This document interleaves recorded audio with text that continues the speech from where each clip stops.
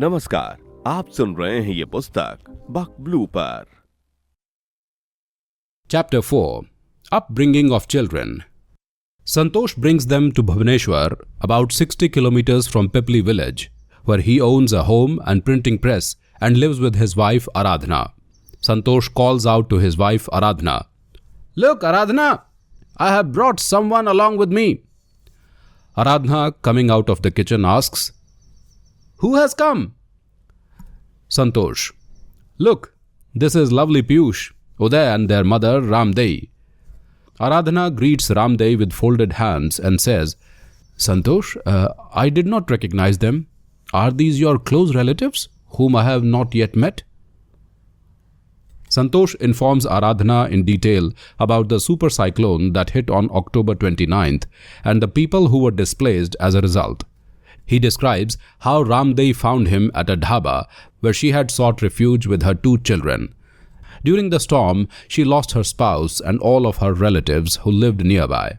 She manages to save her own life as well as the lives of her 2 children. "I have considered her as my sister, and now she will be living here with her 2 children."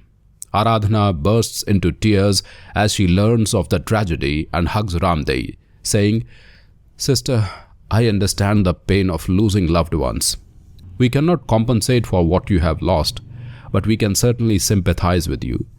Piyush and Uday are young, and they may not realize what they have lost in their life.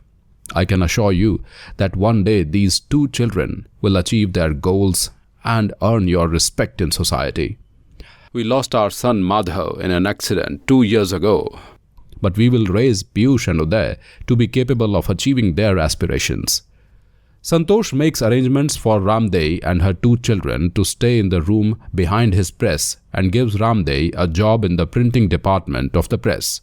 Ramdei soon grasps the operation of the printing press and works with complete dedication. After a few months, she gets Piyush and Uday admitted to a neighboring government school so that they can study and give direction to their lives. Seeing his mother working hard, Piyush also sometimes supported her in the press work. He used to say, "Mother, what is the harm in knowing and learning something new? Who knows when these learnings will be useful in life?" Also, to make his uncle's work a little lighter, he used to go to distribute newspapers every day from 5 a.m. to 7 a.m. before heading to school. Piyush has believed from childhood that no one should work hard just to get results. If a goal is delayed, the individual may deviate from his intended path. So, he did not have high aspirations. He was happy with anything he got. He had to suppress his desires at times in order to grant his younger brother's demands. Once, on behalf of the school, he got a chance to visit the Dinosaur Museum, in which each child was asked to bring 200 rupees from his home. After returning home, both the children informed Ramdei, but Ramdei had money to send only 1 child. Before the mother tries numerous excuses, Piyush understands and discusses about sending Uday, saying that dinosaurs are a thing worth seeing for small children. In this way, he suppresses his desire. Uncle was a journalist, therefore he spent much of his time outside. In his absence, his wife Aradhana normally handled the press work. However, after Ramdei's arrival, they began to manage things together. Piyush and Uday referred to Aradhana as Badi Mummy or Elder Mother and frequently slept with her after returning from the school. Ramdei worked in the press till late in the evening, and Badi Mummy helped both children with their schoolwork. Uncle disliked seeing Piyush doing a lot of labor in addition to his studies. Piyush believed that his uncle should not feel that he and his family had become a burden to him. That is why, since he was a child, he has assisted his uncle in every way he can. Piyush has always been academically gifted. He speaks wisely from childhood, as if he has matured significantly. He respects his uncle as much as his father. From a young age, his mother and uncle instilled in him the value of hard work and perseverance in life. Uncle tries to devote some time to Piyush based on his hectic schedule and takes full responsibility for his education. He has been fulfilling Piyush's wishes from childhood, exactly as he wanted to do for Madhav. As Uday grows older, he becomes more interested in Bollywood dancing and acting. He learns good dance just by watching TV at home. During Navratri, he used to take part in the Ram Leela drama, playing both Ram and Hanuman. People also admired his performance. Thus, they never tired of complimenting Tauji or uncle whenever they saw him. Uday also enjoyed hearing positive comments about himself from others. When he grew up, he intended to pursue a profession in acting. Since teenage, he has paid special attention to his appearance, body, dancing, and acting. Piyush gradually becomes more responsible and intelligent. He understood his responsibilities and took full care of his mother, Badi Mummy, and uncle. Uncle adores him as if he were his own son. As an elder son, he occasionally guided Uday. Piyush wanted to pursue journalism and mass communication in a big city like Delhi after finishing his elementary and higher secondary schools, where he can find a good career after finishing his studies.